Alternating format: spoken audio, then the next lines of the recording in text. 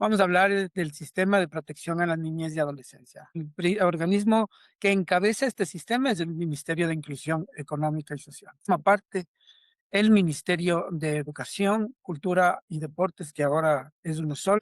También tenemos la Policía Nacional con su oficina técnica de la DINAPEN. Tenemos los gobiernos autónomos descentralizados, específicamente con las juntas cantonales de protección.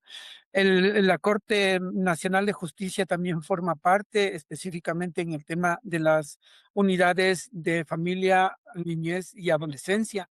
Estos organismos forman todo un sistema. Entonces, cuando nosotros hablamos del sistema de protección, no solo estamos hablando de una oficina, sino que estamos hablando de un conjunto de instituciones que trabajan frente a un objetivo. Actuar dentro del sistema significa que nosotros debemos tener un accionar armónico, porque no puedo yo eh, desconectar la parte jurídica de la parte emocional o de la parte de educación, por ejemplo. Todas tienen que estar unidas, ¿no es cierto?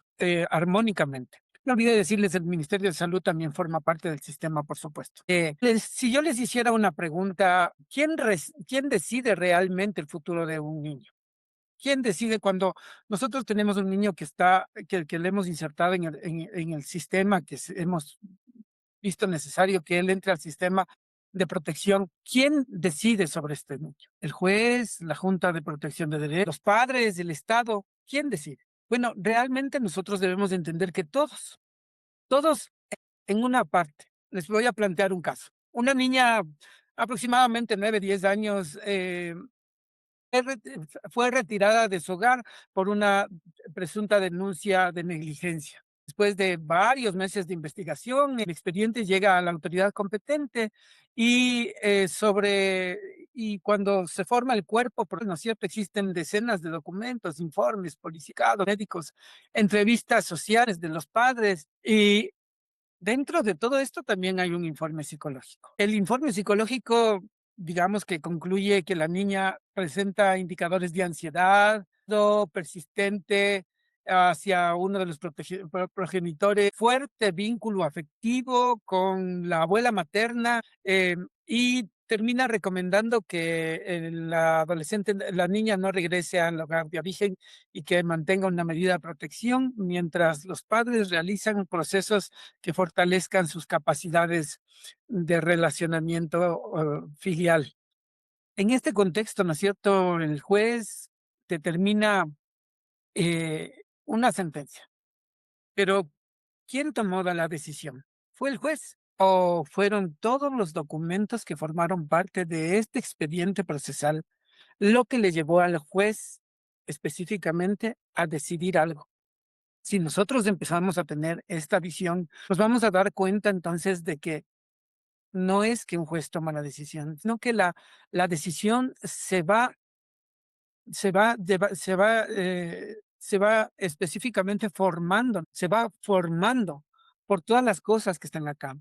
Stephanie Alvarado nos dice, específicamente hablamos del interés superior, se toma por el interés superior. Y ese es uno de los más grandes errores que les voy a explicar pronto, porque siempre nosotros decimos por el interés superior, el interés superior. Pero ¿qué es el interés superior? ¿Qué es el interés superior? ¿Por qué me detuve a hacer este pequeño ejemplo y este análisis? Para que primero nosotros nos demos cuenta de que el informe y la valoración técnica realizada por un psicólogo como tal es parte fundamental. Y eso obliga a reconocer una realidad en todo el proceso que se vive, ¿sí? Los psicólogos no solamente evalúan personas, sino que influyen directamente en las decisiones que transforman las vidas de las personas que están ahí. Ustedes, como psicólogos, de siempre considerar que no se trata solo de causas, son personas. Si nosotros nos dejamos de enfocar eso, estamos cometiendo un gran error. Entonces, el informe psicológico tiene una responsabilidad muy grande en el sistema de protección y trasciende del ámbito clínico. La actuación constituye también una actuación jurídica, aunque ustedes crean que está desarraigado, no. Es una actuación jurídica porque es un elemento de convicción dentro de un proceso judicial que los abogados y además los abogados van a utilizar en el proceso. La pregunta que me hace es, ¿puede un juez acoger o no el informe? No es obligatorio, pero más le vale que lo haga, porque su decisión tiene que ser fundamentada. ¿Y cómo se fundamenta? En todos los elementos que son parte del proceso judicial como tal. Sí, pero no es obligatorio, no es obligatorio, la ley no lo hace vinculante, pero es mejor que lo haga, ¿sí? Entonces, si ustedes se dan cuenta, el informe, psicológico es algo que nosotros debemos considerar como un elemento y es necesario también que ustedes consideren que, muchas veces nosotros encontramos, frases frecuentes que ponen los psicólogos y que ponen: "Considero que esta medida responde al interés superior del niño", es lo que les decíamos, pero cuando yo le pregunto al al profesional, porque recuerden que los peritos también tienen que en audiencia sustentar su informe, ¿no es cierto? Y nosotros los abogados vamos a ir y vamos a confrontar al perito para que nos diga: Explíqueme, ¿cómo es que usted llegó a la conclusión de que esto le conviene, es la mejor decisión al interés superior? ¿Por qué le parece a usted que es lo mejor? Ahí es cuando nosotros encontramos que los profesionales no entienden y no comprenden, qué es el interés superior y nos contestan cosas como, por ejemplo, es que me parece lo mejor, o porque la mamá demuestra que tiene mejor afecto. Mi experiencia me da la capacidad de decir esto. Y la pericia debe ser clínica o forense. Bueno, dentro del sistema procesal del Consejo de la Judicatura se califican los peritos, ¿no es cierto? Y hay especialidades. Las especialidades son psicólogo clínico o psicólogo forense. Y depende de lo que haya determinado el juez, la especialidad, el perito que se va a nombrar. Si el juez cree que se necesita una pericia clínica, pues será clínica, ¿no es cierto? Y la otra será forense. ¿Cuál es el hecho? ¿No? De que lo forense, por supuesto que tiene que ver con el tema judicial. Es lo que está más enfocado a un informe, llevarlo a lo judicial como tal. Y lo clínico, por supuesto, al tema médico, de salud mental como tal. Todo depende de la necesidad del peritaje. Todo tiene que ver específicamente con eso. Em, Algo que sí debemos nosotros de entender es que ninguna de las cosas que yo les decía que nos contestan los psicólogos realmente vienen a sustentar de manera técnica un informe. Y para nosotros los abogados es muy sencillo dar de baja esos informes, porque las buenas intenciones que tenga un psicólogo poniendo en informe en una recomendación como tal no sustituyen el rigor técnico que nosotros necesitamos. La protección de los derechos de un niño, de una persona con discapacidad, un adulto mayor, de una mujer víctima de violencia, exige conocimiento, exige que tengan metodología, que exista también una evidencia científica. Debemos también exigir el tema de comprender el derecho no solo como una frase o como un artículo citado, sino como un principio en la protección de los derechos. Hay que integrar la psicología con los estándares jurídicos, que es algo muy necesario. Entonces, se tiene que actuar con enfoque de derechos. El enfoque de derecho. Psicología de muchos años en los sistemas de protección ha sido dominada por modelos predominantes clínicos o asistencialistas. Profesional evaluaba síntomas, ya dinámicas familiar, ya recomendaciones desde su experiencia técnica, pero esto no es suficiente. Había que hacer un análisis holístico completo de todo lo que estaba pasando alrededor de las personas. Por eso es que estos informes concebidos desde la perspectiva anterior no son válidos, no son suficientemente rigurosos y es fácil que nosotros nos demos cuenta que no cumplen los estándares y los requisitos. Actualmente debemos entender que una evaluación psicológica debe responder preguntas jurídicas fundamentales como, por ejemplo, ¿Qué derechos se están comprometiendo? ¿Qué factores de riesgo existen? ¿Qué factores protectores deben fortalecerse? ¿Cuál de las alternativas disponibles garantiza mejor el desarrollo integral del niño? ¿Qué medida resulta menos restrictiva para los derechos? ¿Fue escuchado o no fue escuchado el niño o adolescente en el momento del análisis que se le realizó? ¿Su opinión fue tomada dentro del proceso? Miren, esas preguntas evidencian que la psicología no puede separarse del enfoque de los derechos humanos. Y eso es algo que nosotros vamos a comprender em, en esta masterclass que estamos llevando en este momento. Miren, para esto primero debemos nosotros de entender cómo viene este proceso, ¿no es cierto? ¿Cómo es que llegamos nosotros a darle voz a los niños? Primero que todo, entendamos que lo que ahora es considerado normal hace 100 años no lo era, no lo era.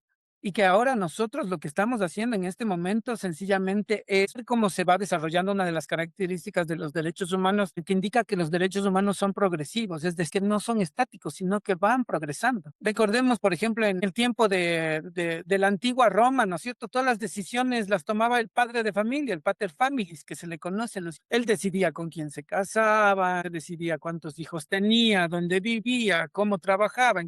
Por poco cómo les alimentaban y toda esta cuestión. Anular absolutamente todo lo que tiene que ver con los niños como tal. Recordemos que los derechos humanos no nacieron con la humanidad. Los derechos humanos son conquistas históricas que se han ido dando a través del tiempo. Entonces, ahora nosotros consideramos normal el derecho a tener una nacionalidad, pero antes no era así. Esta fue una conquista como tal.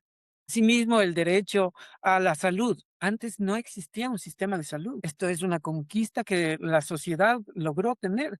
Y así por cada uno de los derechos que vamos nosotros viendo, ¿cierto? Uno de los más claros es el hecho de que antes la infancia era concebida como un patrimonio familiar, era un patrimonio. El padre que más hijos tenía sabía que iba a tener más ingresos económicos porque los niños eran parte de la forma de obtener ellos los recursos económicos, ¿no es cierto? Porque el niño no tenía capacidad de decidir, no participaba en las decisiones, existía la obligación de escuchar la opinión que ellos tenían, y no solo es que eso se daba en Roma, esto se daba en muchos países y ni siquiera tan atrás. Si nosotros recordamos un poco atrás, nuestros padres a lo mejor se casaron obligados, nuestros abuelos trabajaban y no estudiaron. Yo mismo, por ejemplo, mi mamá no terminó el colegio a los 16 años, ya tuvo que casarse porque fue madre muy joven. Entonces, en ese entonces, les obligaban, ¿no? Te casas porque metiste las cuatro, como dicen, ¿no? Metiste las cuatro y tienes que casarte, cásate, te casas, ¿sí? Entonces, ahí vemos nosotros cómo el tema cultural y el tema histórico trascienden en el tema de los derechos. Otra situación que nosotros debemos considerar es el tema, ya cuando la sociedad avanzó un poco, es el tema de la revolución industrial, donde el destino de la niñez era el trabajo. No había otra cosa. Los niños solo estaban hechos para trabajar y las condiciones en las que trabajaban eran tremendas. La historia dice que los niños trabajaban desde los 8 o 9 años, ya estaban trabajando y en situaciones extremadamente peligrosas. Como se industrializó, la maquinaria carecía de medidas de seguridad, laborales eran frecuentes, la alimentación era insuficiente, existía absolutamente la escolarización. Apareció el tema de la escolarización. Y en ese entonces, debemos entender que hablaba de neurodesarrollo, traumas con seguro, tampoco tenían que fortalecer el carácter, más bien ellos pensaban que trabajar fortalecía el carácter, ¿no? Y existían unas contradicciones tremendas. Pero todo eso para ese tiempo era normal, para ese tiempo todo estaba perfecto como tal. Entonces, aún nosotros tenemos esto, ¿no? Por ejemplo, cuando vamos em, muchas veces me ha tocado, fui secretario del Consejo de Protección de Derechos aquí en Ciudad de Ambato. Muchas veces me tocó realizar actividades de control del trabajo infantil en las calles. Y cuando nosotros ya iniciábamos un proceso para proceder con la sanción a los papás por el tema de la explotación infantil, nos contestaban los papás. Pero si nosotros también trabajábamos y no nos pasó nada. ¿Esto qué es lo que evidenciaba? Primero, la normalización que existe del tema del trabajo infantil, ¿no? Después, el hecho cultural, que nosotros venimos de un lugar donde nos trataron así y vamos a seguir así. Y ahí es donde nosotros nos damos cuenta que existen. Con todas estas situaciones, hace la primera vez que se da un tema de protección a los derechos de los niños fue en 1924, cuando la Sociedad de Naciones aprobó la Declaración de Ginebra sobre los derechos de los niños. Este es la primera acción en la protección de los derechos, pero realmente no es que protegió mucho, porque no era un documento obligatorio. No era un documento obligatorio. Entonces era opcional si un Estado lo aplicaba o no lo. Entonces, más bien se convirtió en un precepto de lucha, más, pero no fue obligatorio. Ahora sí, después, en la declaración de 1950, de las Naciones Unidas ya aprobaron la Declaración de los Derechos del Niño. Esta sí ya fue un documento que protegía la infancia, reconocía los derechos de educación, salud, bienestar y el desarrollo de los niños, pero tampoco tenía la condición de ser obligatorio. Bien teníamos esto de que existía el compromiso moral de las naciones para poder proteger a los niños como tal. ¿Cuándo nace realmente un documento que viene a ser obligatorio? Es en la Convención sobre los Derechos del Niño. Esto fue en 1989, donde ahí sí ya obligaron específicamente a todos los estados a proteger los derechos de los niños. Y ahí es donde nosotros encontramos unos nuevos conceptos. ¿No? No es que esta convención vino a crear derechos. No, no, no. No que nos dimos cuenta que los derechos siempre estuvieron ahí. Los niños siempre tuvieron dignidad. Y lo que hicieron fue reconocer jurídicamente la dignidad. Dieron este reconocimiento en obligaciones para el Estado. Cuando ya el Estado empezó a hacer a tener todo este andamiaje jurídico, empezó a aplicar los derechos como tal. Pero aquí nació una situación bastante compleja, porque en cambio, si bien la convención habla del interés superior, empezaron los estados a aplicar el interés superior como quieran. Debemos considerar que el interés superior puede ser hacer lo mejor para el niño, protegerlo, dar la mejor decisión, buscar su bienestar. Todo esto, digamos que tiene verdad, pero es demasiado general. Por eso nosotros vemos que hay gente que actúa con buena fe y creemos que eso ya es un tema de protección, pero realmente son acciones de buena fe. Por eso es necesario que nosotros entendamos que el interés superior del niño son todas las acciones que le protegen al niño, ¿sí? Eh, que le protegen al niño y no solo, y que son de acción obligatoria, le obligan a la autoridad administrativa, judicial, al Estado, a que tome la mejor decisión en específico para la protección del niño. En específico, entendiendo que tiene que ser una protección que no se enfoque solo en un sector, sino en absolutamente todos los sectores del niño, en todos los sectores que forman parte del niño, considerando entre estas cuestiones, ¿no? Los riesgos, los beneficios, activas. El interés superior no es un sentimiento. La empatía es indispensable, pero no basta con la empatía. Muchas veces nosotros nos duele, nos condolemos con la situación que vive un pequeño, pero no solo es eso lo que nosotros debemos tener, nos debe llevar a tomar decisiones frente a esto. Sí, tampoco es una fórmula mágica, como nuestra amiga Stephanie nos había dicho, o alguien, espero no estar equivocado, nos habían dicho es que es lo mejor para el niño, ¿no? Muchas veces citamos el derecho, el interés superior del niño como que fuera una fórmula. Hay jueces que dicen, redactan sus sentencias así, se dispone esta medida por el interés superior, pero ¿por qué? Pero ¿por qué no hay una explicación? No hay un análisis, ¿dónde están los derechos que se consideró? No se explican los factores, ¿dónde está el tema del riesgo? ¿Cuál riesgo se analizó? Y todo esto, ¿no? Primero que es un principio jurídico de aplicación obligatoria y que les obliga a las autoridades a preguntarse antes de adoptar cualquier decisión. ¿Cuál de las alternativas posibles garantiza de mejor manera el conjunto de derechos de este niño? O sea, para que usted se responda, ¿cuándo yo voy a aplicar bien el interés superior del niño? Tendría usted que decir, hacerse esta pregunta. ¿Cuál de las alternativas posibles garantiza de mejor manera el conjunto de los derechos de este niño? Cuando yo tengo claro esto, entonces muy bien, voy a ver todas las alternativas que tengo alrededor y vamos a entender cuál es el conjunto de derechos que tengo que proteger y específicamente a este niño. Y con estas circunstancias, si usted se da cuenta, existen varias cosas, ¿no? Primero, la alternativa, cuál es el conjunto de derechos que protejo, caso específico de ese niño y las circunstancias que rodean a este niño. ¿Sí? Ahí es cuando nosotros estamos haciendo todo un análisis por el bien del estudiante, lo que quiera que sea, ¿no es cierto? Y con eso creían justificar todas las circunstancias que estaban pasando, ¿sí? Entonces, ahora debemos nosotros darnos cuenta que cada vez que una autoridad adopta una decisión que afecta a un niño, debe justificarse, ¿sí? Ahora, también es importante que ustedes se den cuenta que posteriormente a esta convención nació una observación general número 14.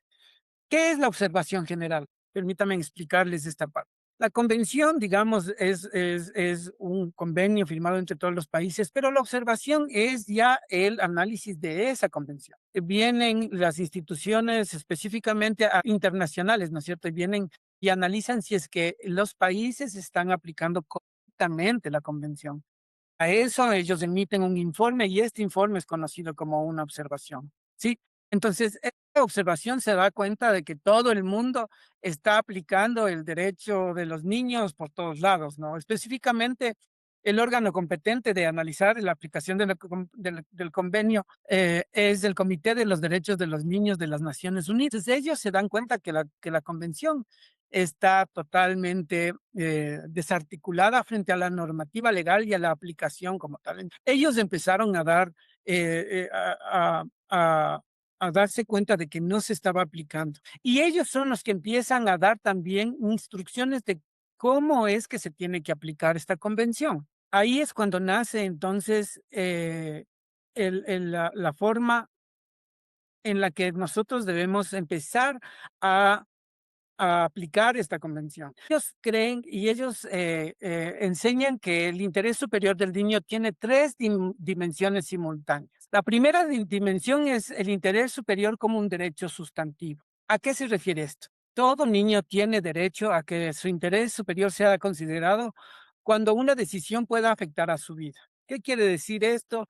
Cuando un niño tiene delante de él una decisión que va a afectar, pues él tiene que es su derecho estar consciente de las cosas que están pasando. Es un derecho propio del niño, no es una facultad del juez, no es una obligación moral, no es una recomendación ética, es un derecho humano y como derecho humano puede ser exigido. Entonces, ¿qué significa esto para los psicólogos? Significa que el informe deja de ser simplemente un documento técnico. Convierte en una garantía para el ejercicio de un derecho fundamental. Miren, esto yo creo que a ustedes tienen que reubicarles un poco y decir, "Ok, informe no es solamente un instrumento técnico. Este informe puede hacer que el derecho del niño sea nuevamente retomado, que nosotros vengamos y protejamos a este niño. Hablemos que aquí instauremos el tema de la justicia retributiva, que vuelva al niño a tener em, una nueva oportunidad y que sus derechos sean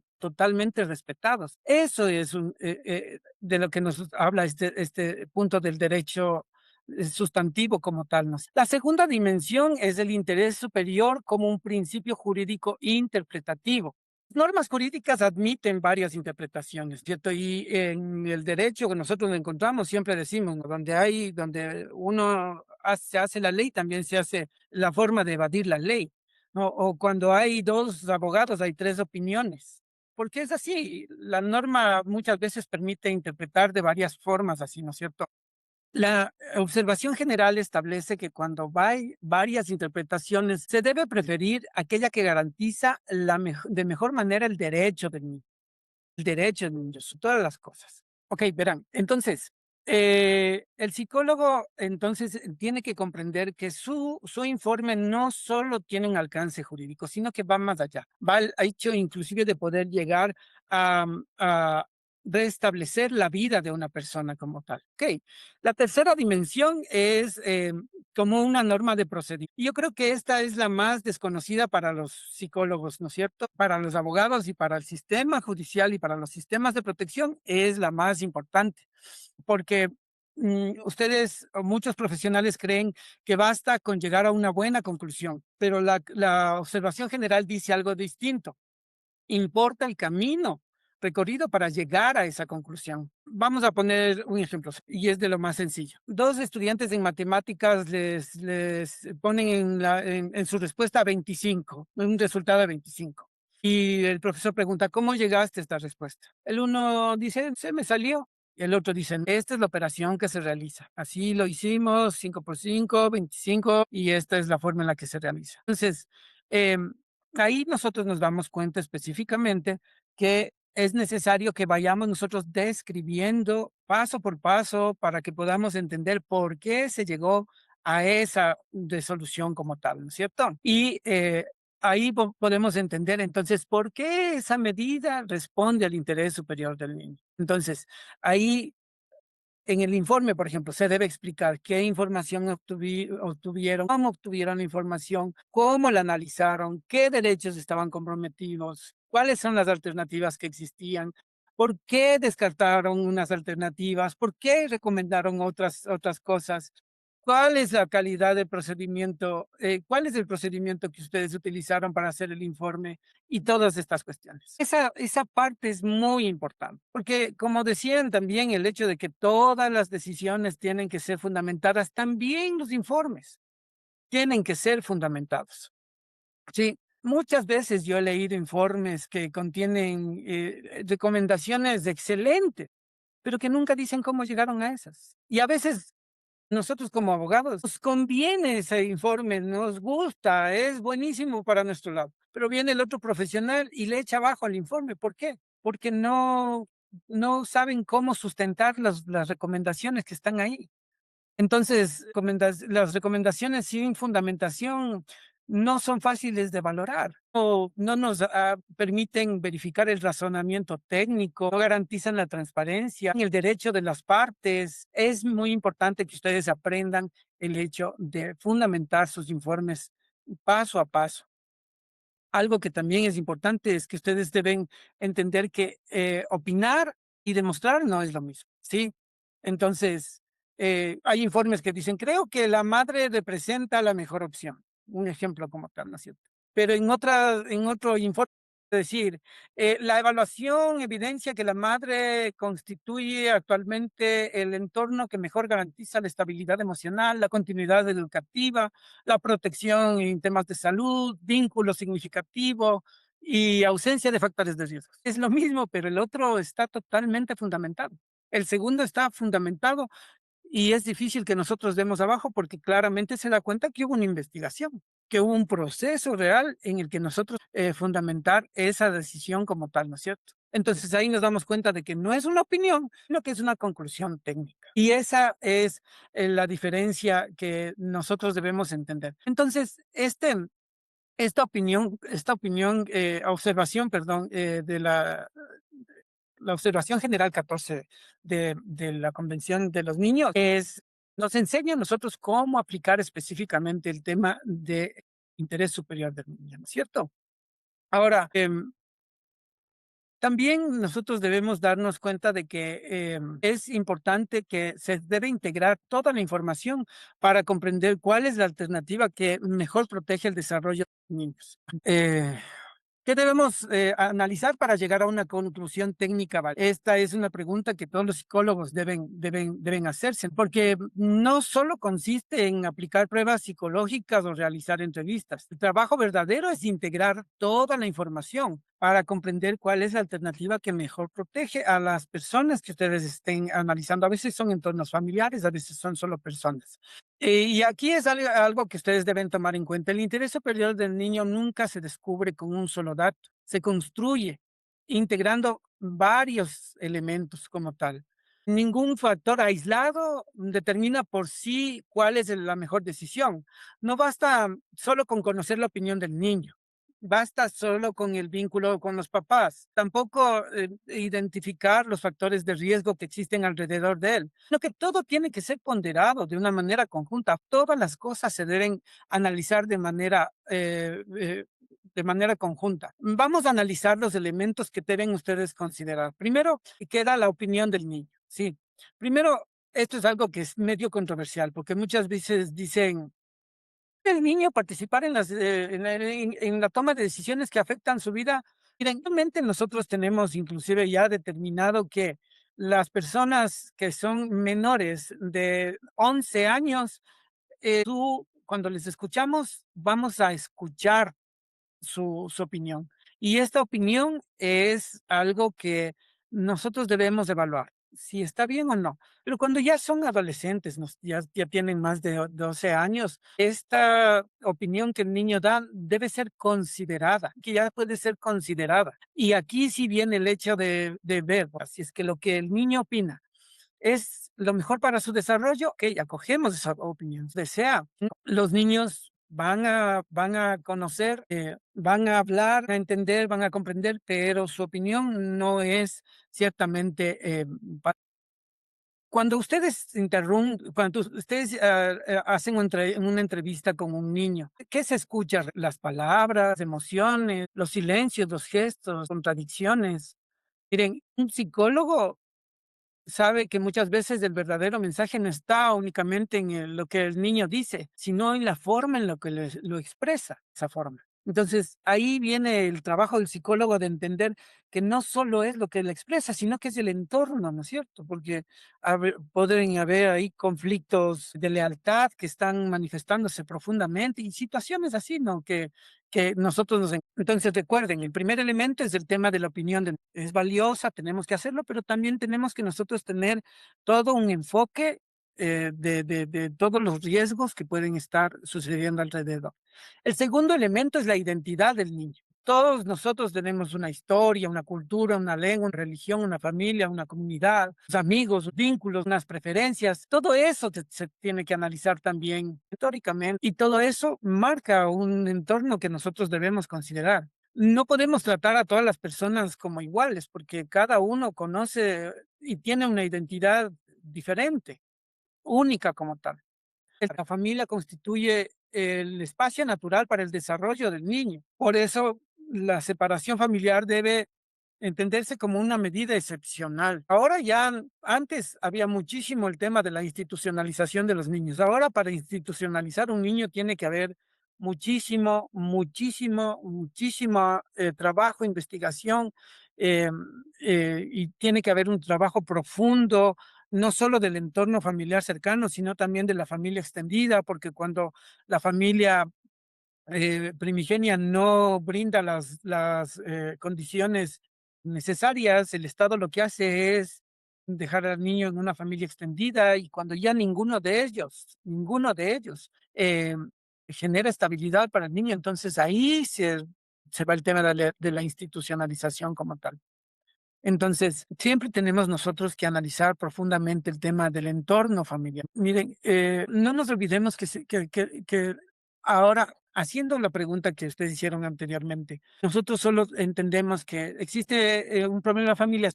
Entonces, la pregunta consiguiente debería ser, este niño, si se queda en esta familia, va a lograr que sus derechos sean respetados o se los va a afectar gravemente. Si la respuesta a esa pregunta es si les van a seguir afectando, entonces ahí es donde nosotros tenemos que tomar decisiones frente a esto. Y viene para eso el cuarto elemento, que es la protección y la seguridad. ¿Cómo yo hago que este derecho del niño no sea violentado más? La permanencia de este niño en la familia puede realmente garantizar su protección. ¿Qué riesgo representa permanecer en ese entorno? Recordemos que el interés superior del niño no solo protege la integridad física y psicológica, sino que protege derechos de educación, derechos de salud, derechos a la identidad. El quinto elemento que nosotros tenemos que analizar siempre es el tema de la situación de vulnerabilidad. No todos los niños enfrentan los mismos riesgos. Por ejemplo, nosotros tenemos niños con discapacidad. Un niño con discapacidad eh, necesita un sistema de protección mucho más eficiente. Por eso ellos, inclusive las personas con discapacidad y niños, cuando hablamos de dos grupos de atención prioritaria, nosotros estamos hablando con una persona de doble protección, protección reforzada estatal.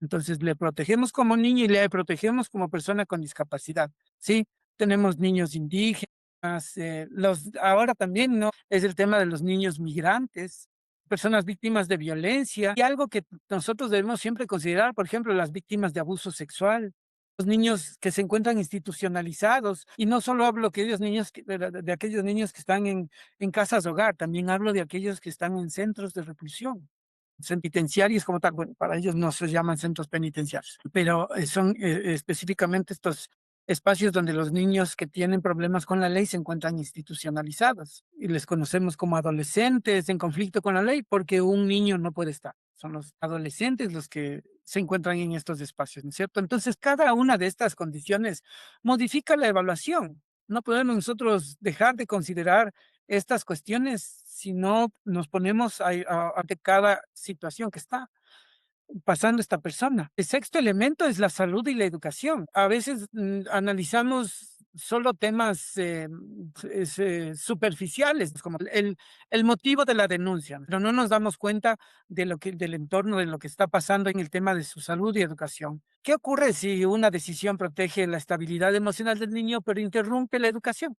¿Cuál es el derecho más importante? Esa es una pregunta, por ejemplo, que ustedes deberían entender que solo de esa forma ustedes van a comprender. Yo no puedo poner a un derecho sobre otro. Derechos humanos son, tienen el mismo peso los dos. Sí, tienen el mismo peso. Lo que debemos nosotros siempre decir, ok, ¿cómo defiendo el derecho a la salud y garantizo también el derecho a la educación? Y ahí vienen alternativas. Ok, homeschool. Ok, el Ministerio de Educación también tiene docentes que van a territorio. Y ahí vamos viendo medidas de protección que podemos nosotros ir implementando como tal. Y ahí garantizamos el desarrollo integral, ¿sí? De los niños como tal. Entonces, miren, análisis integral, ya después de haber aplicado todo esto, ¿no es cierto? Nosotros damos cuenta que debemos hablar de un análisis integral. No es que nosotros digamos que tenemos aquí un puntaje, ¿no es cierto? 2 puntos para la familia, 1 punto para la educación, 1 para la salud. No, no, no, esto no es una receta, no hay un algoritmo que pueda marcar esto, sino que más bien es un ejercicio de ponderación. ¿Qué es la ponderación? Es valorar el peso que tiene cada derecho según las circunstancias concretas, pero no podemos dejar de considerar a un derecho como inferior al otro, sino que tenemos que garantizar que todos los derechos, absolutamente todos los derechos, estén integrados en la protección de los niños como tal. Ahora, a esto también es necesario que exista un tema de prudencia profesional. La sociedad siempre en el sistema que nosotros vivimos, siempre nos exigen respuestas rápidas, pero los sistemas de protección requieren respuestas correctas. Por ejemplo, un psicólogo puede decir, necesito ampliar la evaluación antes de emitir una recomendación. Y nos está demostrando inseguridad. ¿Ustedes creen que eso está mal? No, está mal, al contrario. Cuando una persona dice, no, yo necesito estudiar más a profundidad, lo que nos está diciendo a nosotros es, a ver, tengo yo una duda aquí, tengo que fundamentar bien mi decisión y yo necesito más tiempo para esto. Señor juez, solicito que se amplíe el término, concédame 10 días más para emitir mi informe para lograr hacerlo de la mejor manera. El juez no le va a decir que no, no le va a decir que no, porque sabe que lo que está haciendo es ir específicamente a proteger el derecho del niño de una mejor manera. El interés superior del niño no consiste en encontrar una solución perfecta, porque a veces la solución no hay. Consiste en identificar con base a evidencia científica y la aplicación de los derechos humanos cuál es la alternativa que mejor protege el desarrollo integral del niño en ese momento de su vida, de su existencia en ese momento. Algo que ustedes deben comprender entonces desde esta perspectiva es que el psicólogo es un garante. de derechos y mucho más del interés superior del niño. Es un garante, ya no es un profesional, no es un perito, es una persona que responde al hecho de garantizar los derechos de los niños, la aplicación y la protección de los derechos. Y su colega les decía, ¿no? Específicamente, y el juez tiene que aplicar, acoger un informe. Bueno, por eso les decía, más le vale que sí, pero por supuesto, cuando un informe está sustentado como lo estamos explicando acá, más le vale al juez acogerlo, porque si no lo hiciera como abogado, inmediatamente apelaría a la decisión o a la resolución emitida por el juez. Me voy al órgano superior y de seguro que 3 jueces superiores van a acoger la recomendación dada por el psicólogo porque está absolutamente fundamentada. Miren, es importante que el psicólogo entienda, y algo que les estoy recalcando todo el tiempo, de que el informe psicológico es uno de los documentos con mayor capacidad para transformar la vida de la persona que está viviendo una situación de vulneración, de violencia o en la circunstancia que esté viviendo. Sí, no solo les hablo por el tema del valor probatorio, porque yo sé que para un abogado el informe es técnicamente fuerte en el tema del valor probatorio, sino que las decisiones judiciales y administrativas descansan sobre el contenido del informe. Es base fundamental del informe como tal. Cuando un juez decide sobre la custodia, la tenencia, el régimen de visita, acogimiento institucional, un familiar o una medida de protección, lo que quiera que sea, ahí nosotros nos damos cuenta que se va a fundamentar en el informe psicológico. Pero entiendan, los jueces, los abogados, no tenemos conocimiento psicológico. Por eso nos necesitamos apoyar en ustedes. Por eso nosotros necesitamos que sus informes sean sustentados, bien elaboradas para que nosotros podamos comprender profundamente el tema de cómo hacerlo. La evaluación es la que orienta la decisión. O sea, tienen que darse cuenta que su evaluación es parte de la decisión. Eso deben ustedes darse cuenta que el papel del psicólogo es trascendental. Los psicólogos, miren, existen un error muy frecuente de la práctica profesional que tiene el psicólogo, y es que el psicólogo siente que debe resolver el conflicto. O también creen que el psicólogo tiene la razón, o sea, el que pone a la recomendación, decide quién tiene la razón. Muchas veces ustedes los psicólogos o las personas que realizan estas evaluaciones em, toman decisiones pensando que o yo soy el que decido, y a veces no es así, ¿no es cierto? Sí son fundamento, pero lo que menos ustedes deberían pensar es a quién le doy la razón, porque lo que ustedes deberían pensar es cómo protejo a esta persona, cómo hago que sus derechos estén así. Ustedes no son jueces, además de ser imparciales. No están de parte del papá, de la mamá, de la institución, no están a favor de absolutamente nadie. La responsabilidad única que ustedes tienen es evidenciar científicamente cómo hicieron su informe y esto cómo lo alían a la protección de los derechos, ¿sí? Quien decide es el juez o la autoridad administrativa, como los miembros de la Junta de Protección. Pero ustedes son los que aportan el conocimiento especializado para esta decisión. Esta parte sí es interesante porque cambia la forma de que ustedes miren esto. Por eso deben considerar entonces que el informe es una herramienta de protección.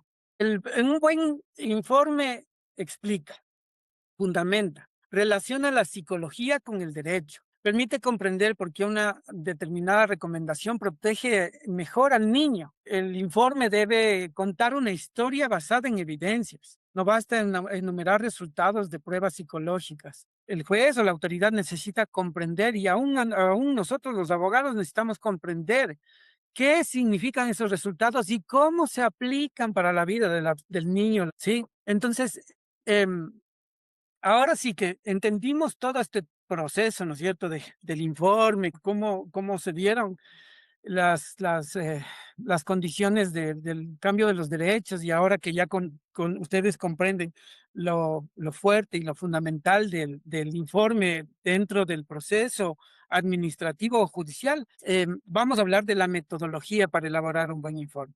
Primera pregunta que ustedes deberían realizarse, ¿no es cierto? ¿Qué información obtuve. Estoy hablándoles después de haber hecho la entrevista. Ustedes cogen, toman la entrevista. Yo no tengo que hablarles de cosas que ustedes conocen. Por ejemplo, el lugar donde tienen que hacerlo tiene que ser un lugar adecuado, donde no existan distractores, donde se sienta cómoda la persona, donde ustedes apliquen inclusive técnicas acorde a la edad de la persona que están entrevistando, ¿no es cierto? Que tengan cuidado del tema de la revictimización, que es algo que nosotros los abogados sí somos muy fuertes, al menos los que trabajamos en el tema de la protección de derechos, apenas vemos el tema de la revictimización, ahí es cuando nosotros nos ponemos muy fuertes en contra de los psicólogos porque no están garantizando los derechos, ¿no?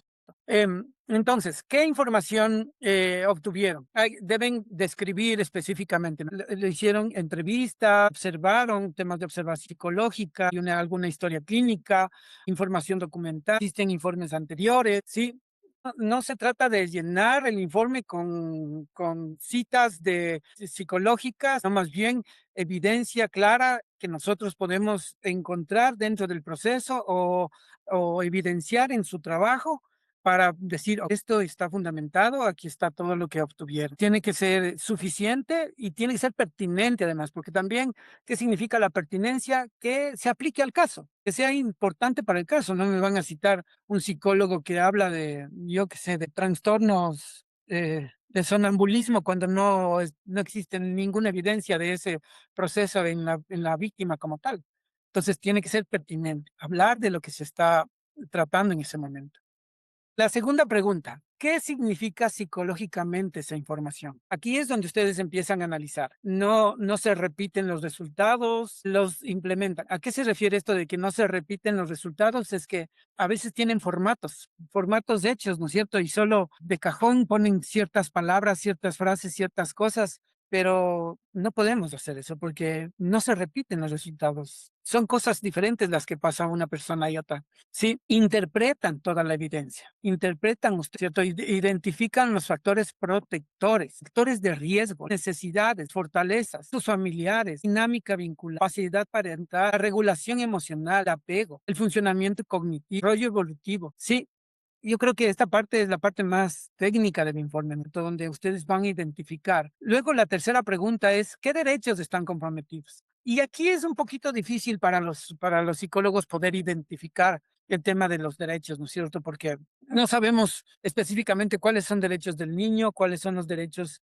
de un adulto, cuáles son los derechos de participación, los derechos de opinión. Y bueno, ahí tenemos un montón de derechos que nacen, ¿no? Por eso sí es importante que ustedes vayan también adentrándose en el léxico jurídico, empiecen un poco a estudiar, ¿cierto? ¿Cuáles son los derechos humanos? ¿Cuáles son los derechos constitucionales? ¿Por qué existe una diferencia entre esto del derecho humano y el derecho constitucional? ¿Cuáles son los derechos de educación que tiene una persona? ¿Cuáles son los derechos sexuales y reproductivos? Existen varias aristas en el tema de derechos que hay que irse implementando. Y para esto es importante también saber en qué ámbito yo me estoy desarrollando. ¿Por qué? Porque si yo estoy dentro de trabajando en la fiscalía, por ejemplo, ¿no es cierto? Como perito en la fiscalía, yo debo entender que existe una norma que rige el accionar de la fiscalía, es el COIP, ¿no es cierto? El Código Integral Penal.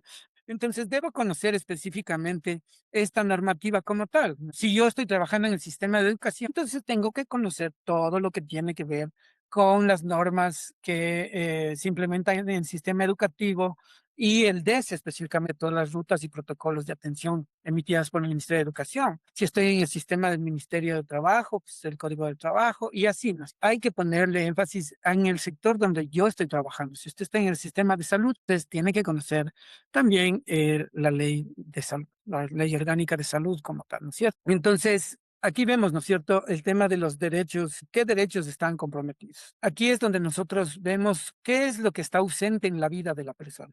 No está estudiando, híjoles, está faltando, ¿eh? Aquí hay un derecho que están comprometiendo. No tiene paz en su hogar. ¿A qué hablamos? ¿Negligencia? ¿Qué estamos viendo? Tradicionalmente, los informes psicológicos terminan con un análisis clínico, pero eso no basta. Tenemos que inmediatamente nosotros relacionar con los hallazgos que han tenido. Como les decía, muchas veces los DECES remiten procesos a las juntas de protección. Y en la junta de informe de hallazgo de hecho de violencia que nace del DECE, dice, se ha detectado que existe un proceso de violencia en casa con la niña tal. Chévere. Se emite a la Junta para que inicie el proceso respectivo aplicando el protocolo. Perfecto. Llega a la Junta emite medidas de protección, como suele hacerlo, coge y notifica a las partes procesales.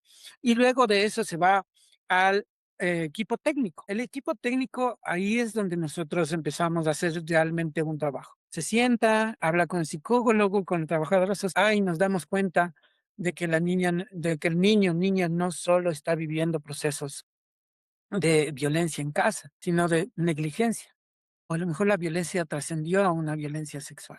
Y ahí vamos identificando todas estas circunstancias, ¿no? Entonces, si nosotros vamos a ver todas estas cuestiones, por ejemplo, si yo encontré que el niño tiene desnutrición, ¿qué derecho es el que está siendo violentado? ¿O será el derecho a la integridad personal? Entonces hay que darnos cuenta, no, es el derecho a la salud, es el derecho a la salud. Cuando hablamos de violencia, hablamos de temas de integridad personal como tal.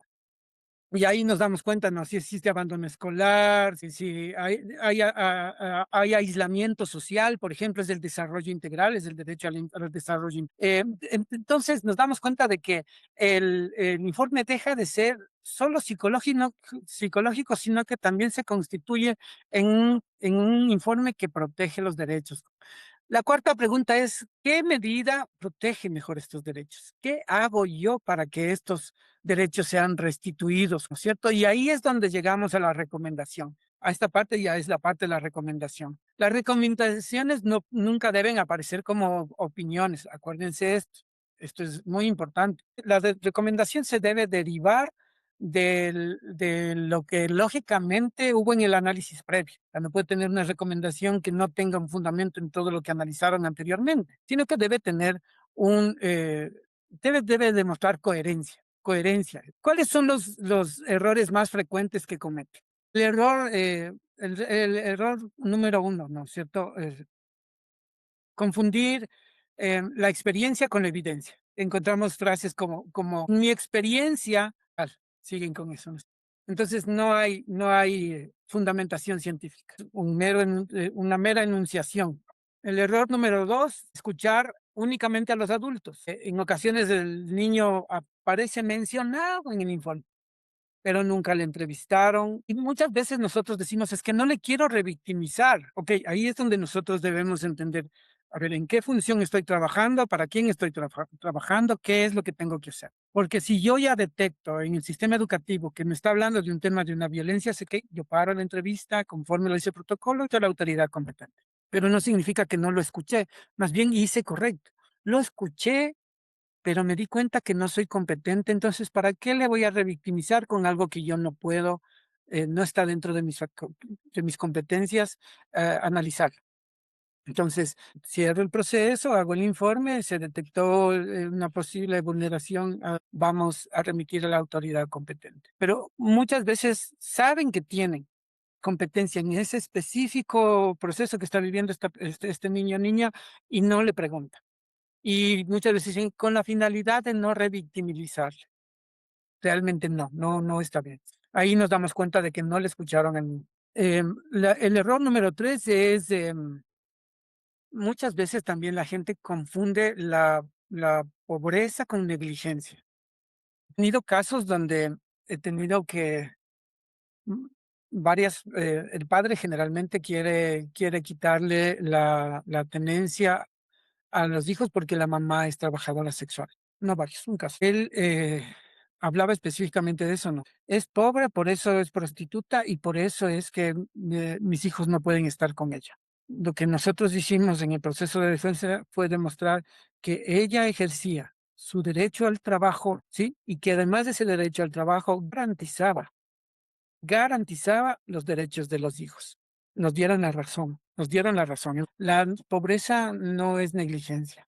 Lo que la pobreza necesita más bien es una acción de protección. Ahí es donde nacen las políticas públicas que requieren, ¿no es cierto? Y dentro de estos procesos el Estado garantiza a todas las personas a proteger sin condición alguna. Entonces la pobreza es una condición, pero tiene que ser protegido como tal.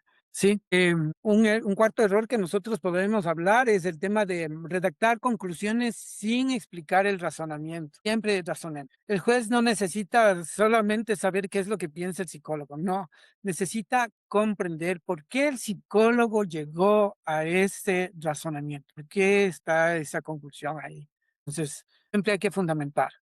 Nunca se olviden de los factores protectores. Algunos informes describen 20 factores de riesgo, pero ningún factor protector. El juez también necesita saber en el campo de la psicología cuál es la mejor alternativa que yo como juez debo tomar para proteger a esta persona, ¿sí?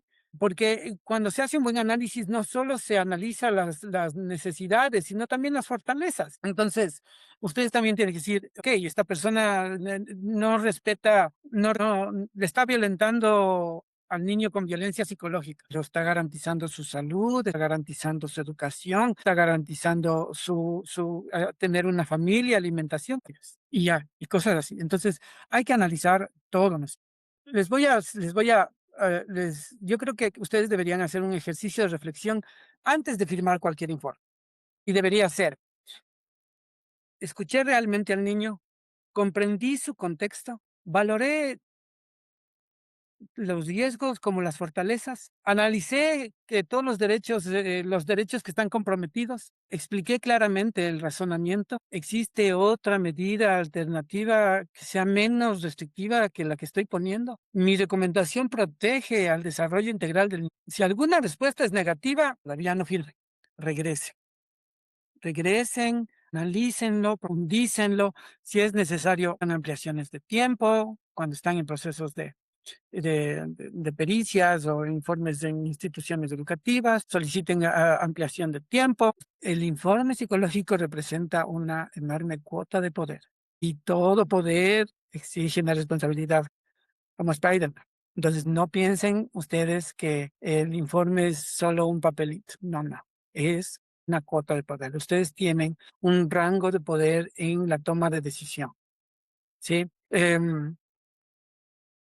Ahora, por eso el psicólogo no puede limitarse a aplicar solo instrumentos. Debe preguntarse constantemente por el impacto de las conclusiones sobre la vida de esta, porque detrás de cada expediente existe una historia, detrás de cada proceso hay una familia, detrás de cada juicio no es un número del juicio, es una familia. De cada recomendación que existe hay una vida que cambia, que puede cambiar gracias a la decisión que ustedes tomen. Entonces, ¿quién decide realmente el futuro de un niño? La respuesta es más compleja de cómo empezamos, Dalí. Lo decide el juez, lo decide la autoridad administrativa, lo decide el Estado, pero las decisiones se basan y se toman en base a la evidencia aportada por los distintos profesionales y entre ellos están los psicólogos. Para mí, que en estos sistemas, en el tema de los sistemas de protección, ocupan un lugar privilegiado. No porque tengan la última palabra, sino porque poseen la mejor oportunidad de comprender aquello que los demás no vemos. A veces yo puedo estar defendiendo a alguien que no tiene la razón y ustedes con su informe me hacen entender a mí como abogado que estoy mal, estoy defendiendo mal. Entonces, ustedes nos ayudan a ver las emociones, vínculos, el desarrollo, necesidades, fortalezas, heridas, traumas. Todo eso es algo que acompaña al niño, a la niña, al adolescente, a la persona con discapacidad. Y eso nos ayudan ustedes a entenderlo. Por eso el interés superior del niño no es una frase que se escribe al final del informe. Es un compromiso que debe orientar la decisión del juez, del miembro de la Junta de Protección, de los compañeros del sistema educativo, porque cada decisión del psicólogo, desde el primer contacto con el niño hasta la última palabra de sus conclusiones, es trascendental. Es trascendental. Por eso, escuchemos con respeto, evaluemos con rigor, analicemos desde un enfoque de derechos, fundamentemos las recomendaciones con objetividad. Si hacemos todas estas cuestiones, nosotros vamos realmente a tener un informe. Bueno, quiero concluir ahí el tema de las, de la exposición, pero quiero abrir un tiempo de preguntas porque yo sé que existen muchas preguntas que a lo mejor ustedes tienen que realizar frente a los procesos que nosotros eh, mm, tenemos. Recuerden que están frente a un abogado, nomás no me hagan preguntas técnicas psicológicas porque ahí sí me toman la lección.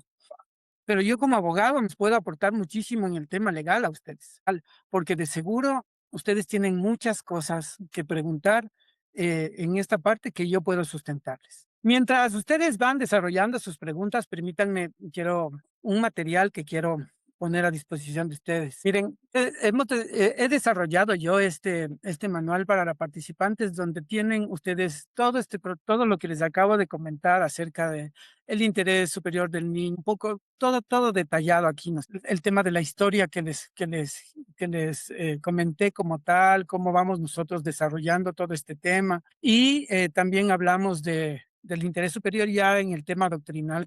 Luego nosotros vamos a tener acá eh, específicamente todo lo que tiene que ver los elementos para determinar el interés superior del niño. Aquí están, digamos, qué debe valorar el psicólogo, sí, las preguntas orientadoras, los indicadores de influencia externa y todo lo que habíamos conversado. Miren, yo tuve la oportunidad de desarrollar esto desde la visión de un abogado.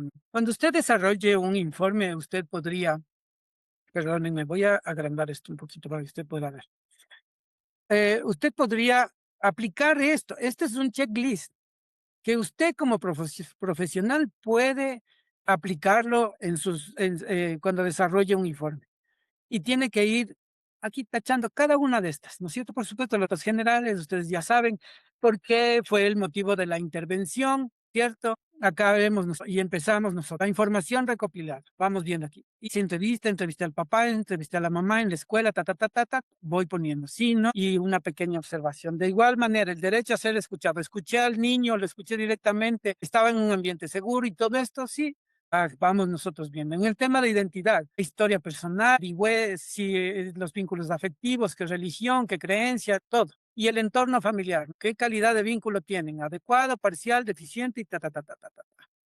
¿Ok? Luego tenemos nosotros aquí cómo valorar los factores de riesgo. Aquí tenemos ansiedad, autolesión, y vamos viendo ahí riesgos que existen, riesgos familiares, sociales. Y acá, en cambio, los factores protectores, ¿no es cierto? ¿Quién es el adulto significativo? ¿Existe una buena relación con la escuela? Vamos viendo ahí. Aquí les estoy dando una manito a ustedes porque les estoy poniendo a ver cuáles son los derechos que están comprometidos. Entonces aquí estoy hablándoles de todos los derechos de los niños y por si acaso les puse aquí otros que a lo mejor puede ser que se vincule a un derecho que no sea específicamente de los derechos de los niños. El tema del análisis del interés superior también responda a las 5 preguntas que les dije. ¿Qué derechos están comprometidos? ¿Qué riesgos existen? ¿Qué factores protectores existen? ¿Qué alternativas protegen mejor los derechos? ¿Cuál es la evidencia que sustenta esta conclusión? Evaluación de la evidencia, revistas, evaluación psicológica, toda acá. Mi recomendación, está clara, si no, es objetiva, es viable, fundamental, individualizada, proporcional, centrada en derechos. Y acá su autoevaluación, profe. Y todos, escuché a todos los actores, revelantes, perjuicios personales y toda esta situación como tal. Sí, y acá una conclusión técnica. Esta lista técnica es una herramienta que estoy seguro que les va a ayudar muchísimo a ustedes a enfocar claramente el informe.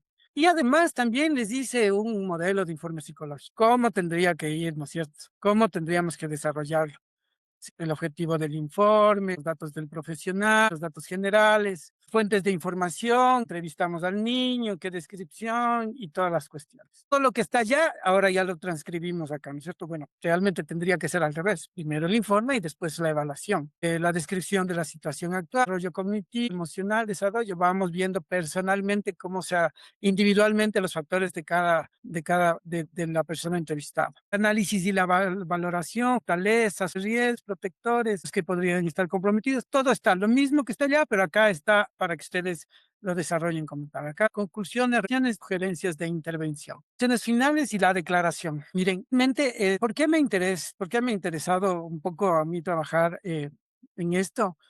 Primero que todo, porque yo creo que es necesario que ustedes comprendan que los abogados muchas veces perdemos los casos por los informes mal hechos. Perder un caso cuando nosotros estamos del lado de la defensa de la víctima significa perpetuar la violencia.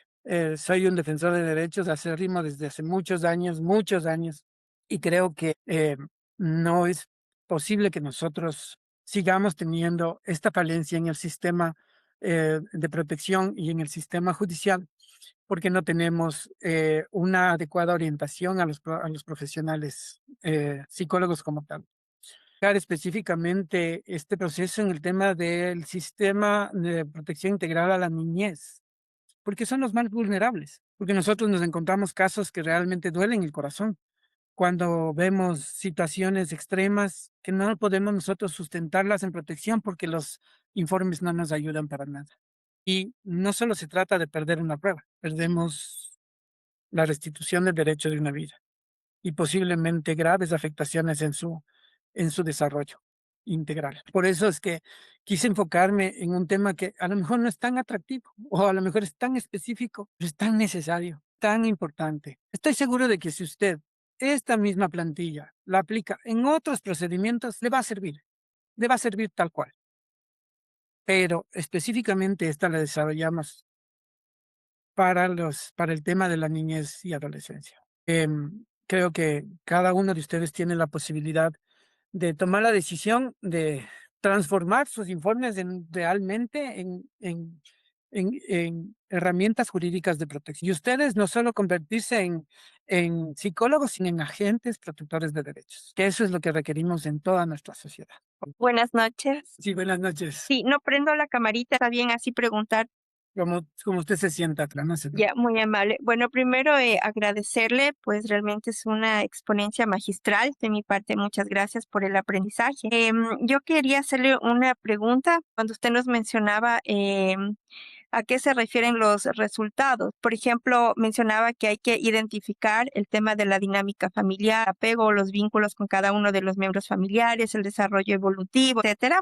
Frente a todos estos resultados, un poco conocer el tema, cómo asociar dentro del tema de las conclusiones. Si bien es cierto, las conclusiones es lo que lee, perdón que diga esto, lo digo con mucha sinceridad, ¿no? Pero muchas veces se lee solamente las conclusiones y no se lee todo el desarrollo que se ha realizado dentro de una pericia, por ejemplo, o de un informe. Lastimosamente, muchas veces los abogados, bueno, el sistema, mejor dicho, voy a hablar como en forma general, aún no se enriquece muchas veces de todo lo que es un informe en su valor completo y se dedica más a las conclusiones. Un poquito quería de ahí ver esto porque en las conclusiones prácticamente iría todo el resumen no el resumen, el análisis y la síntesis para que el señor juez o la señora jueza y los abogados tanto de las dos partes puedan entender cómo poder hacer esto, que puedan también entender que no solamente son las conclusiones, sino es todo el informe completo.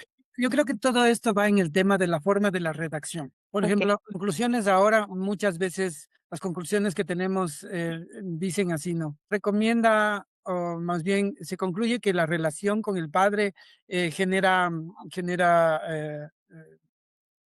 digamos, torno de apego evitativo, por ejemplo. Estoy inventándome, ¿no? Por lo que solo dice eso, esa es la Ujú, conclusión. Pero, ¿qué es lo que cómo debería ser, no? Se debería concluir con la finalidad de que no se genere un apego evitativo.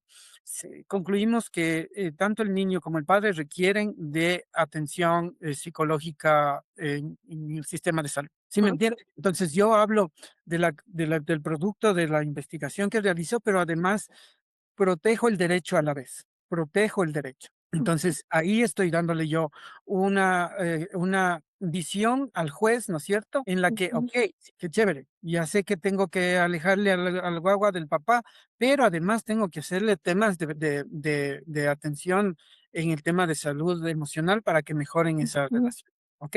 Entonces, Perfecto. es como nosotros vamos dándole una fusión total de lo investigado, ¿no? De todo lo que investigué y de los hallazgos que encontré con la solución que también tengo, ¿ok? Muchas gracias. Muy amable, gracias.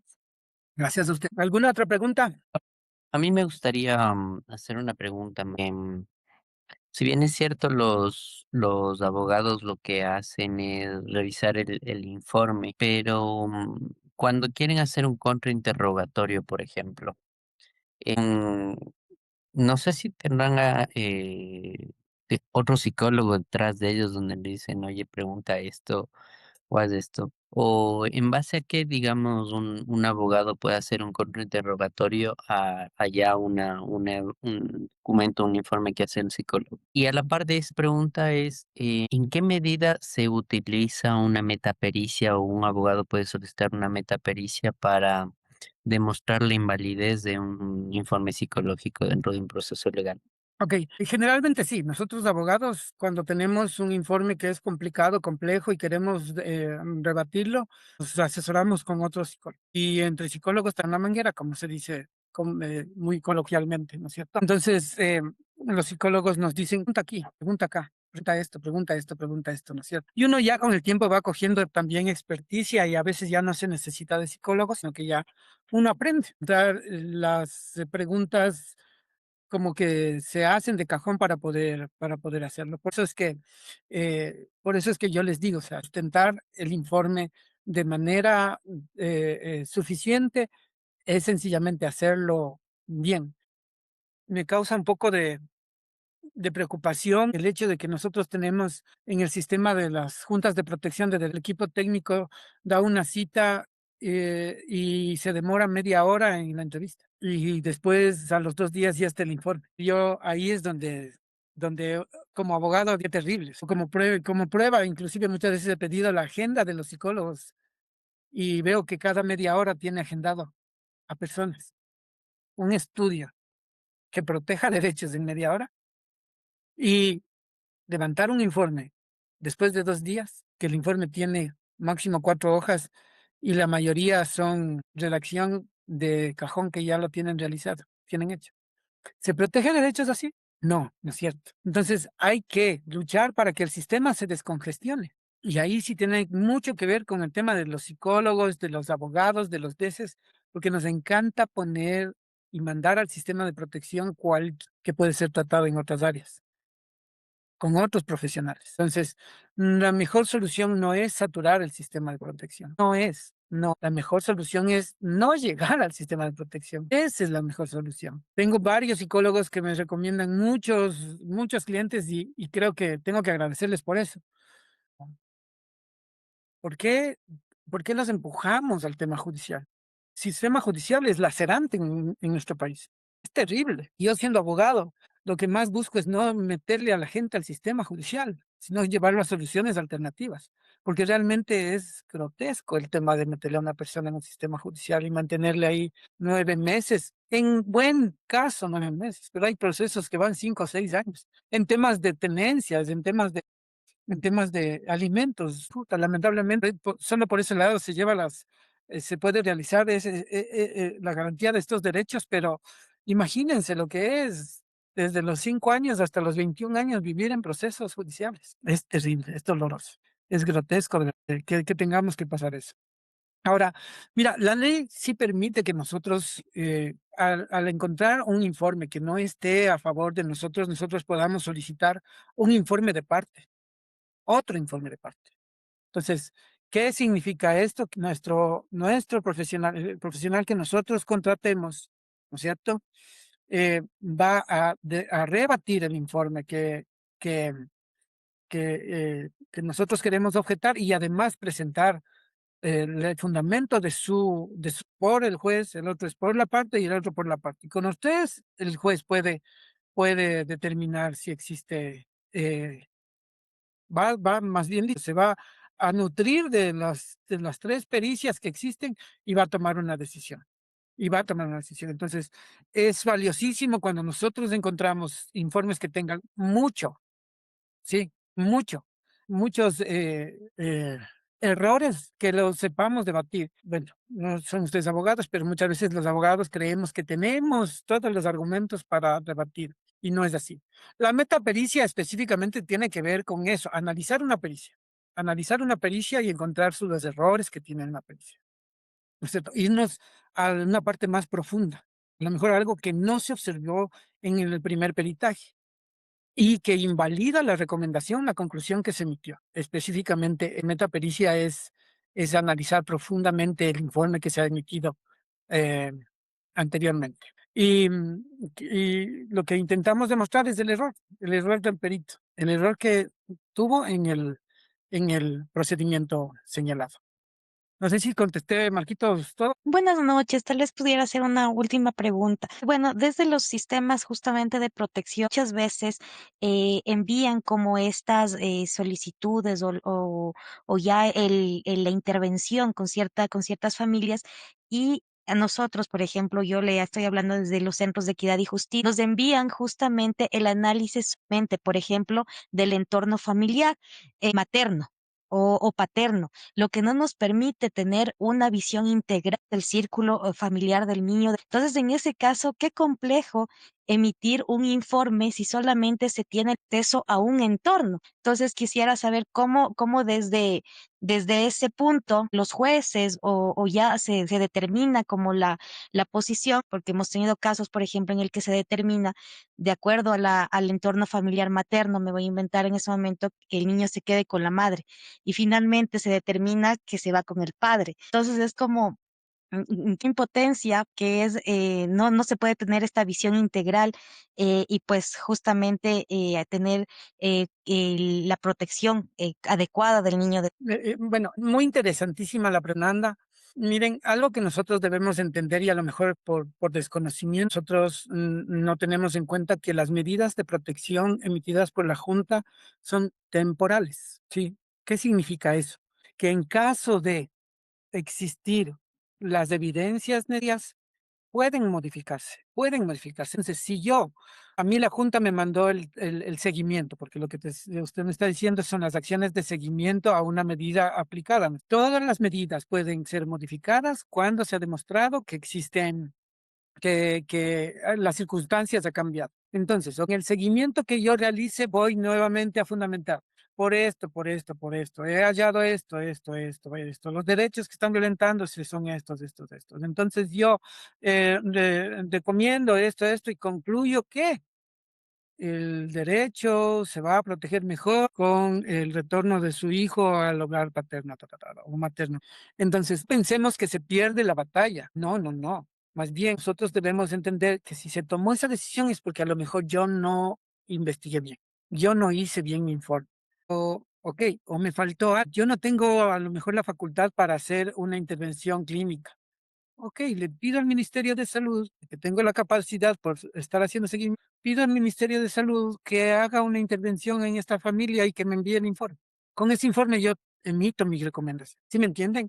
Ahí es donde yo les digo, fundamentemos, acojamos todas las herramientas que nosotros tenemos para fundamentar nuestra decisión como tal. Tengo una pregunta que nos escribe Mesías Mazón, dice, pero a veces la Fiscalía solo da 2 días para enviar un informe, o a la Junta de Protección da 10 para un informe, etcétera. También Educación también pide informes para sumarios administrativos. ¿Qué hacer? Ustedes tienen toda la facultad legal para solicitar ampliación de plazos, en todos los casos y en todos los tiempos. Soliciten ampliaciones de plazos cuando ustedes se ven así, cuando se ven que no se puede emitir en ese tiempo, legalmente ustedes pueden solicitar ampliaciones. Háganlo, pero no lo vayan a hacer el día que les toca pues, presentar el informe. Es mejor hacerlo un día antes para que no tengan problemas. O si ya les mandan que tienen que al término de 48 horas, una vez, señores miembros de la Junta, es imposible que le presente un informe, solicito que se me amplíe en plazo. Y con eso justifica. Una consulta, Doc. El tema de cuando yo desisto según el sistema judicial, creo que me permite negarme 2 o 3 veces. No sé si hay un límite, pero sé que puedo negarme a elaborar un informe. Y la otra es esta falta de porque muchos profesionales tenemos miedo a las repercusiones al elaborar un informe que tiene que ver con el tema. No tengo la capacidad o va en contra de mis valores, tranquilamente se lo puede decir. Y se lo puede presentar como tal. Si el juez insiste con eso, nosotros tendremos que nuevamente decirlo, señor juez, por esta circunstancia, y vuelvo a indicarle, señor juez, no me siento capaz para desarrollar este informe. Genial, le digo, hice el sorteo para que se escoja un nuevo perito. Pero si insiste el juez en una tercera vez, hay que hacerlo, porque si no es desacato, ¿sí? Y hay que hacerlo porque puede traerles otros inconvenientes. ¿Qué pasa cuando nosotros tenemos informes donde tenemos implicaciones jurídicas? Así como yo trabajo con psicólogos cuando tengo que realizar algún tema en procesos determinados, ustedes también deberían tener un abogado al que le digan, ok, doctor, necesito que me indique si esto me está exponiendo jurídicamente. Es mejor hacerlo antes de presentar el informe a después venir con una consecuencia posterior. Además de ustedes cuando ustedes están dentro de un proceso en el que ustedes están siendo repreguntados, más bien están sustentando ustedes su informe ante el tribunal, ustedes siempre deben guardar el tema de que las preguntas que se realicen sean en torno a su informe o a su capacidad como peritos. Son las dos únicas cosas que tienen que hacer, que ustedes tienen que sustentar. Mi capacidad como profesional para sustentar ese informe y el contenido del informe. Sí, una de las circunstancias que uno siempre escucha de los peritos es que los peritos dicen, me ratifico en el contenido del informe que he presentado en tal fecha, tal fecha. Entonces nosotros como profesionales empezamos a desglosar. ¿Y cómo le entrevistó? ¿Cuánto le entrevistó? ¿Dónde le entrevistó? Y todas estas cuestiones. Cuando ustedes ya responden preguntas y quieren ser insistentes en el mismo tema, ustedes también contesten, ya le contesté, está contestada la pregunta. Intenten no dar no ser muy minuciosos, porque cuando existen muchas minucias hay contradicciones. Sean tajantes en las respuestas, tal cosa. Tal situación, porque si son así, si ustedes son tajantes, no van a caer en errores. Y ustedes también tienen derecho a pedir al juez que califique las preguntas, o sea, que el juez pregunte, que contenga a los abogados, porque los abogados somos groseros. A veces nosotros somos muy parcos en el tema de realizar las preguntas y ofendemos, les hacemos poner nerviosos, les maltratamos, les violentamos psicológicamente, les manipulamos y cosas así, ¿no es cierto? Entonces, sí es importante que ustedes también aprendan técnicas de interrogación. ¿Por qué? Porque las técnicas, y ya les hablo de técnicas de interrogación jurídica, porque cuando usted conoce las técnicas de interrogación jurídica, también sabe cómo responder jurídicamente. Entonces sería súper interesante que ustedes también aprendan el tema de las técnicas de interrogación para que sepan cuándo una pregunta es capciosa, cuándo una pregunta es impertinente y cosas así, ¿no es cierto?, que son necesarias. Ustedes eh, siempre sí o sí, en los informes de ustedes. También hay casos donde los peritos firman. Entonces solo firman informes que hacen otras personas y después les toca sustentar y no tienen idea, no tienen idea. Sabes que hay muchísima en el tema de folletos o libros que les recomiende para el tema del interrogatorio. Ahora hay cursos que a los abogados les dan sobre este tema. Les cuento que yo seguí un diplomado específicamente en violencia sexual, dirigido a psicólogos, y me fui como abogada a seguir eso. ¿Por qué? Porque me interesa a mí conocer cómo un psicólogo elabora un informe, cómo un psicólogo atiende a una persona, para yo como psicólogo, también, perdón, yo como abogado, saber cómo interpretar eso y además cómo debatirlo. Entonces, si ustedes tienen, voy a revisar, déjenme revisar, ya le voy a mandar al doctor Marcos, y si les puedo recomendar algún folleto sobre técnicas de interrogación, les voy a mandar ahorita. No lo tengo ahorita, pero puedo revisarlo y mandarles. Pero mejor les recomiendo, lo que pasa es que las técnicas de interrogación se hacen práctica. Por eso es que nosotros como abogados tenemos los juicios simulados cuando estamos formándonos en derecho, ¿no? Y todo el tiempo nos tienen en eso, ¿no es cierto? Desde pequeño, desde todo. Entonces, es importante que ustedes vayan también practicando esto. No es solo de leerlo, porque a veces la lectura sí nos ayuda, pero es un tema de que ahí se necesita agilidad mental. Tienes que también aprender el tema de que las emociones, tienes que aprender a manejar emociones muy bien, porque ya te digo, el abogado tira desde el cuello. Entonces tú tienes que aprender a manejar este tema. Es un tema más bien de práctica, no solo me ayuda, qué bueno, sí, sí, Sí, no sé si me escucha. sí, estimada, Ya, buena. necesito que por favor me responda la siguiente pregunta. Yo soy de una institución, no voy a decir cuál es por protección mía y protección al menor. Durante el año lectivo que pasó, tuvimos que trabajar con una acción de protección, medidas de reparación a un estudiante. Sí, ingresó al colegio y pues yo ya voy haciendo, contestando a las preguntas que usted me dice prácticamente, yo me veo hasta como una psicóloga perito porque me ha tocado responder las preguntas que usted dice. Me ha tocado trabajar conjuntamente con abogados propios del sistema donde trabajo, pero yo me siento muy vulnerada, la verdad. Salí muy desgastada. El sistema de protección se va al menor. Hablando del interés superior del que ahora le entiendo perfectamente, muy bien lo que ahorita acaba de decirme, me quedó muy clarito, pero sin embargo la pregunta va a esto. El tiempo ya son 3 veces que me toca contestar.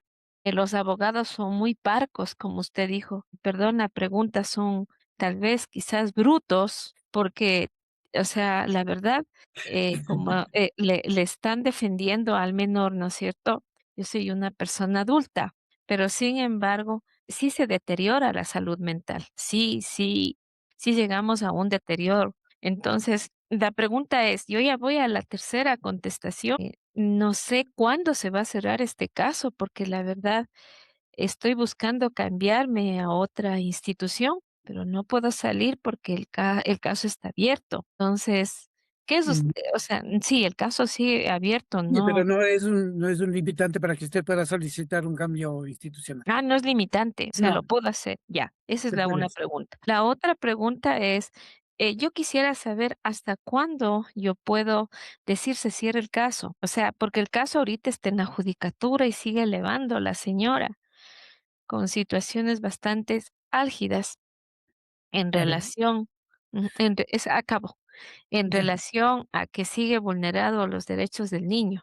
Ujú. Perdóneme, te necesito solo no necesito que me explique a profundidad qué derecho está siendo vulnerado.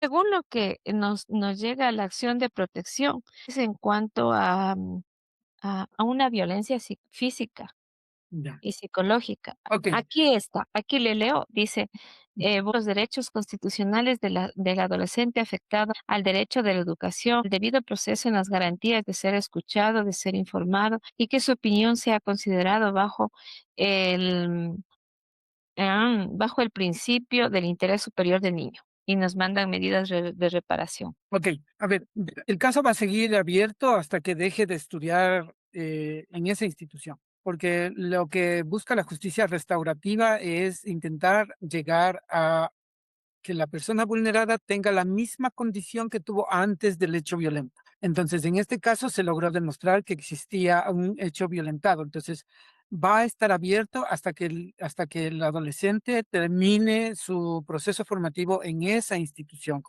Ahora, a eso deben ustedes también tener medidas, posición de seguimiento y específicos de ese como tal. Entonces, quien tiene que realizar el seguimiento es usted con un informe psicológico. Hágase un informe psicológico que tiene problemas de salud. Ustedes ¿Ya? son psicólogos. Digan ¿Ya? que tiene problemas de salud, tema de estrés, que genera ansiedad y todo eso.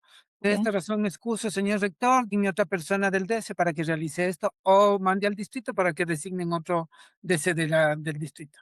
Ya, porque este año ya no me toca con ese niño, le Ya, toca a otro de ese. Sí, Ya, o sea, ese, pero, claro, pero es, continúa abierto. O sea, usted me dice que sí, continúa abierto. El otro sí, dice que va, él tiene que seguir haciendo las mismas acciones. así es.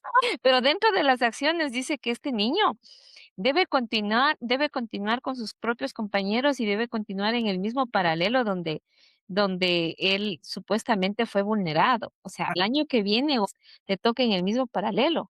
Sí, o sea, hay que garantizar el derecho a la educación como tal, ¿no es cierto? Y ¿Ya? la reparación integral, ¿no es cierto? Que, ¿en qué año, discúlpeme, de escolaridad? Él pasa a 10º año de educación básica. Entonces, claro, los compañeros como tal pasan en una sola promoción, entonces que esté ahí, que pase ahí.